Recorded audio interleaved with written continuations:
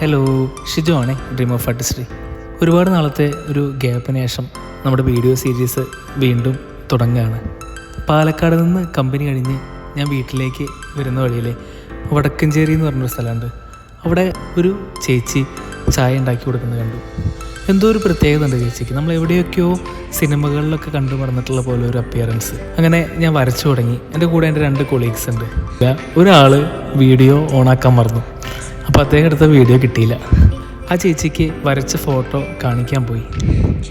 ആ ഫോട്ടോ കണ്ടതും നല്ല ക്യൂട്ടായിട്ടുള്ളൊരു സ്മൈലാണ് ചേച്ചി എനിക്ക് തന്നത്. നേരെ ആ ചേച്ചി ഉള്ളിലേക്ക് പോയിട്ട് അവിടെയുള്ള ആളുകൾക്കും ആ ചേച്ചിയുടെ മകൾക്കൊക്കെ ആ ഫോട്ടോ കാണിച്ചു കൊടുത്തു.